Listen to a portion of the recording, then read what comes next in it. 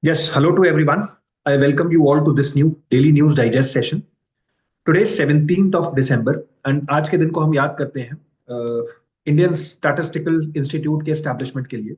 This institute was basically established in 1931 and a very important personality who is also called the national statistician of the country, PC Mahalanobis, जिन्होंने second 5 year plan को भी establish करने में महत्वपूर्ण भूमिका निभाई थी. उन्होंने ही 1931 में 17th ऑफ दिसंबर को इंडियन स्टैटिस्टिकल इंस्टीट्यूट को कोलकाता में स्टैब्लिश किया था. With this, I would now like to start today's discussion. I have one article from the Indian Express today. ये आर्कटिक टुंड्रा के ऊपर आर्टिकल है and why it is basically causing a lot of concern. And reason is quite simple. Earlier, it used to absorb a lot of emissions, and now for the first time in many millennia, it is for the very first time that it is emitting more than it can absorb. So this is clearly a sign of climate change. And let's try and understand as to why this becomes a very significant news. In recent years, the Arctic tundra's ability to emit less and absorb more carbon has taken a hit. And this is basically a result of changing the changing amounts of carbon dioxide and methane emissions. This is the reason. पहले तो the students should first of all know as to what this Arctic tundra is. Second is, इस article में आप पढ़ेंगे तो यहाँ पे एक टर्म लिखा हुआ है कॉन्ग्स fjord, and this is located near Ny-Ålesund, Svalbard, Norway. So this place has a lot of significance because we have already had a question last year in 2023 mains wherein we were expected to know about fjords, the type of fjords, and how are they a very delicate and aesthetically beautiful area of the world.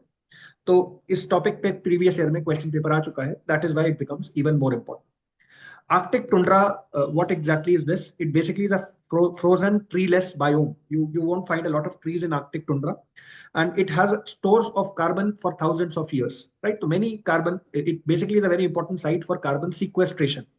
But now at this point, it has basically become a source of heat trapping greenhouse gases, which basically is the primary constituent of global warming. So this is a new development. यहाँ पे फिर एक institute का भी नाम लिखा हुआ है, national oceanic and atmospheric administration. This is basically America's IMD. तो जो इंडियन मेट्रोलॉजिकल डिपार्टमेंट भारत के पास है, उसी की तर्ज पे ये national oceanic and atmospheric administration भी काम करता है और ये अमेरिका का है. Increased wildfires and unusually high temperatures are the main reasons behind this dramatic transformation. So they've already written the reason as to why this is happening.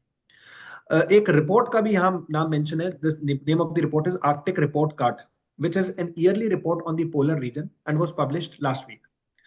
Tundra की speciality ये है कि it is emitting more carbon than storing, and this will have global consequences. Why? Because this would exacerbate climate change and whose adverse impacts are very much clearly visible in the world. Why is how does Arctic tundra store carbon? तो इसमें जो हमें important चीजें पढ़नी है वो ये है कि सिस्टम पूरा काम कैसे करता है. तो यहाँ लिखा है कि in a typical ecosystem plants absorb carbon dioxide from the atmosphere through photosynthesis, and eventually after they grow, die and are eaten by animals, which eventually grow and die, and ultimately this results in the carbon in their corpses or dead bodies feeds the microorganisms, and ultimately this results in a carbon cycle. पूरी इस तरह से situation से carbon cycle चलती है. Tundra के case में the decomposition is dramatically slowed. Right, the process of decomposition is slowed because of the cold climate. The climate is very, very cold, and that is why you'll find that decomposition takes place at a very gradual pace. Plant and animal remains can stay trapped for thousands of years in a layer of permafrost. This word also has been asked by UPSC in one of the previous year questions. Permafrost. Its name has to be known by students. And eventually, thwarting of carbon dioxide from getting released into the atmosphere. This makes it even difficult to do so. And the carbon dioxide, eventually, they've given numbers as well that Arctic soils store more than 1.6 trillion metric tons of carbon across the region. This is a huge, huge number. And this is almost double the amount of carbon in the atmosphere. And what has changed recently? Why are Arctic tundras emitting more carbon than absorbing it? So the reason which they have given is its ability to emit less and absorb more carbon has taken a hit. And the reason because of that is, first is rising temperatures. Obviously, since temperatures are rising, this has become a cause of concern. And the more the temperatures are going to rise, the faster the decomposition is going to happen. And the report said that Arctic is warming 4 times the global rate, and that annual surface air temperature in the Arctic in 2024 were the second warmest on record since 1900. This is data which you can note down, and this is one data which you can actually carry in the examination hall while writing the mains examination. So this is an important data in that aspect. Secondly, they have another reason, that is the Arctic has witnessed an increase in the frequency and intensity of wildfires. And last year was the worst wildfire season in the Arctic on record. And 2024 was the second biggest year for wildfire emissions. That is why this has resulted in the thawing of permafrost. So when the permafrost is going to thaw, snow is going to clear, and you might in the future have a clear Arctic where you can see the land. And that is a huge matter of concern, because the amount of carbon dioxide which has been at the moment stored by the Arctic region, it is going to come to the surface. And this is eventually going to lead to increased emissions of carbon. Then they have written what happens next. The only way to do so is to reduce global greenhouse gas emissions. So if you wish to make sure that the Arctic tundra stays the way it is, you have to ensure that global greenhouse gas emissions are reduced. And everybody should make a conscious effort to reduce these. However, this is unlikely to happen as the world continues to emit greenhouse gases into the atmosphere at unprecedented levels. Then there is a mention of another report here, which basically is the Global Carbon Project. And this published its report in November and found that emissions from burning fossil fuels are likely to increase slightly in 2024 compared to last year's. Last month, they've also given some data with projected emissions from land use change of 4.2 billion tons. Total carbon dioxide emissions are projected to be 41.6 billion tons, and this is more than 40.6 billion tons last year. So the amount of carbon which is being emitted, its numbers are increasing every single year, which is definitely a major cause of concern. This topic has already had a couple of questions. UPSC has asked as to what is the significance of the Arctic region. Then there is an initiative, the IND-ARC, that has also been asked in question in the prelims. And another question that becomes important is, since the global biosphere landscape is changing, what is the potential in terms of resources from the Arctic region? So I think keeping all this in mind, since this is a topic which is already under UPSC's radar, I would recommend that the students add some data from this article in their notes, and this would help them write better answers. With this, I would like to invite Gaurav sir to take this discussion forward. Thank you, sir. So there is two articles from my side to be shared with you all. Both are from the today's edition of the Indian Express. And this first article, I found it very, very good for point of view of your like essay writing. Essay writing लिए excellent article है ये, and also for your like GS paper 2 और उसके लिए भी एक तरह से ये काफी important article है. So we all know that we sit pretty well on the demographic dividend, but we can reap the reward of demographic dividend only when the working age population, our youth, are equipped with the skills so that we can reap the rewards. So this article is all about this, and it is so many data are given here, which is important. You should make a note of it. And coming to this article, India's population has reached demographic prime. From like demographic dividend, हम demographic prime में आ गए हैं. Around 67.3% of our population is between 50 to 59, जो working age population होता है. एक demographic advantage which will persist for another 3 decades. ये अपने आप में important है. Approximately 26% of the population is below 14 years and just 7% of age of 65 years, as और उसके comparison दिया गया है with Europe. तो आप इन सबको note down कर सकते हैं, ठीक है. But thing is, these large demographic numbers can translate into dividends only with a high productivity. उसके लिए आपको right education चाहिए, right skill चाहिए, एक तरह से R&D चाहिए, innovation चाहिए, healthcare, better healthcare चाहिए, सबके लिए better education चाहिए, वो सब चाहिए. तभी हम इसका जो एक demographic transition है उसका हम लोग उपयोग कर सकते हैं.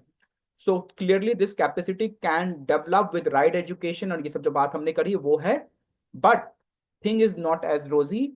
As per National Family Health Survey 5 जो सर्वे हुआ है, among our present demographic dividend, जो 15 से 49 साल के लोग हैं, 41, उसमें only 41% of women and 50% men have 10 years plus schooling. अब ये सब जो डेटा है ना, ये बहुत इंपॉर्टेंट हो जाता है। 57% जो है वो एनीमिक हैं, जो एनीमिक रहेंगे तो एक तरह से वो लाइफ लॉन्ग एक उनमें हेल्थ बर्डन रहेगा। हेल्थ बर्डन रहेगा तो कहीं भी एक दो क्वालिटी ऑफ लाइफ है वो उनकी डिफर करेगी। Government will have to spend so much on the health also, it will detriment the economy at large also and the public at large also. So there is so much data। And then और कुछ कुछ बातें लिखी हुई हैं। Are immediate demographic dividend जो 15 से 19 साल है, जो आगे आने वाले एज में जो 30 इयर्स की हम बात कर रहे हैं प्राइम की, उसमें जो आएगा, इसमें उसमें बहुत कुछ अच्छा डेटा दिया गया है। India work force for the next 3 decades, among them only 34% girls and 35% of boys of between 15 and 24 have completed 12 years of more education, 59% girls and 31% anaemic. तो ये सब चीजें हैं, ये अपने आप में इंपॉर्टेंट हो जाते हैं। इसके लिए आप ग्लोबल हंगर इंडेक्स से इनको आप एक तरह से स्टंटिंग जो वेस्टिंग का जो एक फिगर देता है ग्लोबल हंगर इंडेक्स, इंडिया का क्या उसमें एक स्थान है, वो सब देखिए, उसके साथ आप कपल कर सकते हैं इसको। Then there is mentioning of AACR, जो प्रथम एक एनजीओ है, वो एनुअल सर्वे ऑफ एजुकेशन करवाता है। उसमें देखेंगे आप तो it very bad, situation is very bad, where only like जो एक न्यूमरेसी एबिलिटी है लोगों में वो बहुत कम है। जो लाइक से जो 8 and 10 क्लास में पढ़ते हैं उनमें 4 या 6 क्लास की भी न्यूमरेसी एबिलिटी एक तरह से नहीं है। तो this is doesn't Intel very good picture. So and it is not bright picture about our future demographic dividend either। Our children who will enter the workforce after a decade or two, as per national family health survey data जो है, 5 years are stunted. ये जो global hunger index की बात कर रहा है, अगर आप ये ग्लोबल हंगर इंडेक्स के साथ इसको क्लब कर सकते हैं तो ये बहुत अच्छा पॉइंट मेक करेगा। और then medical science confirm that 90% of child brain development happens before age of 5 and lays the physical mental and emotional foundation of our future. So if mother will be stunted, mother will be like anaemic रहेंगी, mother को अच्छा nutrition नहीं मिलेगा, तो जो बच्चे होंगे उनमें भी वो प्रभाव आएगा, उनका मेंटल डेवलपमेंट नहीं होगा। So overall, they will like lag behind. They will be laggard in the education and other things. Then there is also mentioning that after like 2030, India will start aging. Aging हो जाएगा तो उससे क्या होगा? Workforce population declining and aging population increasing, a growing skill-less, asset-less, aging population in poor health can become an India's greatest future burden. So our demographic dividend can turn into demographic disaster। ये जो की line है ये सब आप लिख सकते हैं, ये बहुत एक्सीलेंट आर्टिकल है। इसको आप ग्लोबल हंगर इंडेक्स, AACR और बाकी और वर्ल्ड लेवल के जो एक तरह से सस्टेनेबल डेवलपमेंट गोल्स के इंडेक्स के साथ इसको आप क्लब कर सकते हैं। बहुत अच्छा आर्टिकल लगा है मुझे ये, तो इसको आप जरूर तैयार करिएगा, इसके पॉइंट्स लिखिएगा, it will surely help you and many essays have come in this domain, और इस तरह के आर्टिकल्स आपको हेल्प करेंगे। So now I will invite Manish sir to carry forward this discussion.